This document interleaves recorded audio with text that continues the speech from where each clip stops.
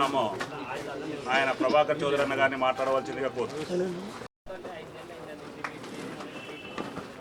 అందరికీ నమస్కారం.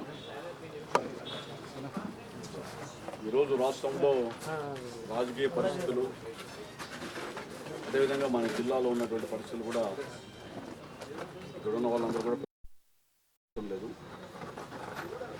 వక్తలు వారి ఆలోచనని, అభిప్రాయాన్ని తెలియజేశారు. మీ అందరికీ చెప్తున్నా, మనం మళ్ళీ ఎన్నికల్లో పోటీ పెడుతున్నాం. దాంట్లో అనుమానం ఎవరు పెట్టుకోవద్దండి. పార్టీ పరంగా నేను మరి పార్టీ అధిష్టాన వర్గం మాట్లాడుకుంటాం. తర్వాత ఒకటి ఆలోచించాలి.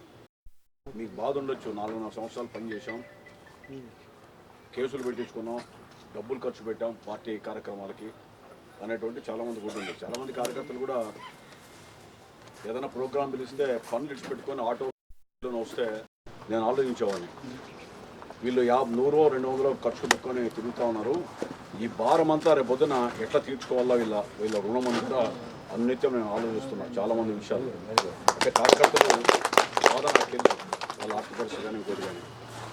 ఏదేమైనప్పటికీ రేపు తప్పకుండా పనిచేసిన కార్యకర్తలు ఎవరిని కూడా విస్మరించలేదు. మిమ్మల్ని అందరినీ కూడా నేను చాలాసార్లు చెప్పాను, మీడియా ముందు కూడా కొన్ని చెప్పలేను కాబట్టి, మనం ప్రజల కోసం బాగా పనిచేసాం. కొంత కార్యకర్తల్ని కొంతమేర పట్టించుకొని చాలామంది పార్టీ నేతలు పట్టించుకోలే. రేపు ప్రజలు కార్యకర్తలు సమానంగా చూసుకొని ముందుకు పోయే పరిస్థితి ఆలోచనతోనే మనం ఇక్కడ రావాలి. తర్వాత రేపు పొద్దున నగరపాలక సంస్థ కానీ కూడా మీకు ఒక ఆయన అడిగాడు, మేము ఇట్లా పని చేస్తున్నాం, రేపు నగరపాలక సంస్థలు కూడా ఎవరైనా డబ్బులు పెట్టి ఆలోచిస్తారంటే నేను ఒకటే చెప్పాను, డబ్బు అనేది ప్రామాణికం కానే కాదు తెలుగుదేశం పార్టీలో. రేపు ఎన్నికల్లో కూడా ఎవరు పని చేశారో బాగా, ఎవరికి మంచి పేరు తెచ్చుకొని కష్టపడ్డారో వాళ్ళు ఎవరిని విస్మరించే ప్రశ్న లేదు.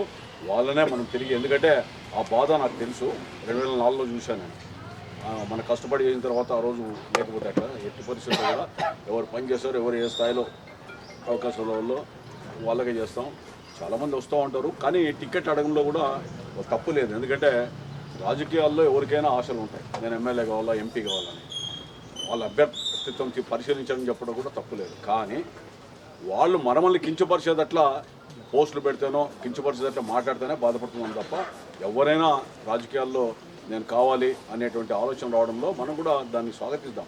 ఎందుకంటే కోరుకోవడంలో, రాజకీయాలు ఎదగాలని కోరుకుంటే తప్పులేదు. కానీ ఆ విధంగా కాకుండా పని చేసినటువంటి కార్యకర్తలని, నాయకుల్ని విస్మరించే రీతిలో మాట్లాడితే మళ్ళీ పని చేయాల్సింది మనమే. నిజంగా వాళ్ళు టికెట్ తీసుకుని గెలవాలనుకుంటే మనంతా పని చేసి తప్ప గెలిచే పరిస్థితి ఉండదు. కాబట్టి ఆ విధమైన ఆలోచన మంచిది కానీ మాత్రమే మనం చెప్పాం. ఏదేమైనప్పటికీ పార్టీ చూసుకుంటుంది, నేను చూసుకుంటాను. దీని గురించి ఇంకెక్కడ ప్రస్తావన కూడా తేవద్దండి. ఫ్లెక్సీలు ఎవరైనా కడితే చాలా మంచిదే. మన పార్టీ కూడా బయట చంద్రబాబు నాయుడు గారి బొమ్మ, పసుపు గుర్తు ఇవన్నీ కూడా కనబడుతూ ఉంటాయి. మీరు కూడా ఒకటి ఆలోచించాలా, పోలీస్ స్టేషన్లోనూ వైఎస్ఆర్సీపీ దృష్టిలో అందరూ కూడా వీళ్ళు ముద్ర పడిపోయినాం మనమంతా, వీళ్ళు ఈ పార్టీ అని.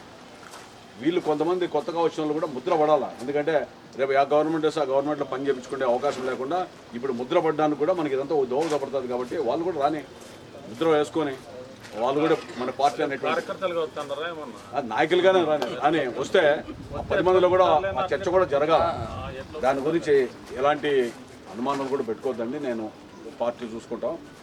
మరో ఒకటి ఆలోచించండి. ఇప్పుడు ఈరోజు ఈ కార్యాలయాన్ని పాపం వ్యయ ప్రయాసాలకు వచ్చి నేనే అడిగాను, సుధాకర్ వీళ్ళంతా వస్తే ఒకటి కార్యాలయం ప్రతి చోట పెట్టాలంటే స్థలం తీసుకొని సొంత డబ్బు ఖర్చు పెట్టి పెట్టాడు. అట్టహాసంగా డ్రమ్లో అవి పెట్టాల్సిన అవసరం లేదు. మనకి అన్నిటికంటే గుడ్ న్యూస్ ఇక్కడ పెట్టాడు. మనం పీస్ మెంబర్ వెంకటరామరెడ్డి ఇంటి పక్కన ఆ పాత నాడు క్లబ్ ఎట్లుంది, ఈరోజు ఎట్లా చేసాం, మనం ఎట్లా చేసాం. కింద కల్లు సుబ్బారావుది మ్యూజియం 7 కోట్లు సాంగ్ చేస్తే ఈరోజు కూడా కంప్లీట్ కాదు. R&B దగ్గర ఆ డిజైన్ అదే, రేపు వచ్చినా కూడా అట్లే వస్తుంది బిల్డింగ్. ఇట్లా ప్రతిదీ కూడా శిల్పారామం కానీ ఇవన్నీ కూడా వరదల విషయంలో కానీ మనం ఎడ్యుకేట్ చేయాలి. దీనివల్ల 10 రూపాయలు ఇక్కడ ఖర్చు పెడితే ఉపయోగంగానే ఉత్తరత్ర కాదు. రేపు మనం కూడా ఎన్నికల్లో పోయినా ఎక్కడ పోయినా కూడా జనాన్ని ఒప్పించి మెప్పించే పరిస్థితి. మొన్న రాత్రి ఆకస్మికంగా ఈ మొరొకొమ్మ డ్రైను, ఈ అశోక్ నగర్ బ్రిడ్జ్ ఉంది, మీరందరూ కూడా చాలామంది చాలాసార్లు చెప్పాం. మనం షాంగ్ చేసాం అమృత్ కింద చేసి మొత్తం కాంక్రీట్ పనులు త్రివేణి వరకు వెళ్ళాలని చెప్పి పెడితే ఆ కాంట్రాక్ట్ టెండర్ని ఎన్నికలు వచ్చేసాయి. కాంట్రాక్ట్ టెండర్ ఎవరికైతే అవార్డు అయిందో హైదరాబాద్ బెదిరించి పంపించేసి క్యాన్సిల్ చేసి మళ్ళీ రీటెండర్ ఇచ్చి కలవట్లు కడతాం.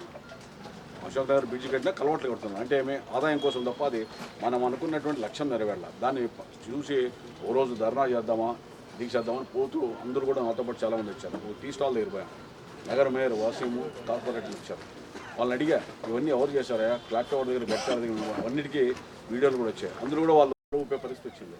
మేమే చేశాం కదా కాదా అని. సో మనం ఎక్కడ కూడా తల దించుకొని చెప్పాల్సిన అవసరంలా మనమే చేశాం. జీవోలు కూడా మన దగ్గర ఉన్నాయి కాబట్టి అంతకుముందు ఎంపీగా ఎందుకు చేయలేదు ఆయన సెంట్రల్ గవర్నమెంట్లో గుత్తి రోడ్డు కానీ ఇది కానీ. ఈ విధంగా మనం చేసింది చెప్పుకోవడానికి మనకే ధైర్యం ఉంది. తలెత్తుకొని తిరగచ్చు. 5 ఏళ్ళలో కూడా ఎమ్మెల్యేగా ఎక్కడ అవినీతి చేయలే, మన కాంట్రాక్టర్లతో కమిషన్ తీసుకోలే. మన కార్యకర్తలు కూడా వీలైనంత వరకు సమితిలాగా అంటే కొవ్వొత్తిలాగా కరిగిపోయి రేషన్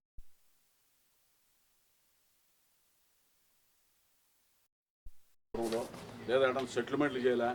అదేవిధంగా ఇతరత్ర ఏదైనా మర్డర్లు చేయమని అనంతపురంలో ఎక్కడ ఎంకరేజ్ చేయలే.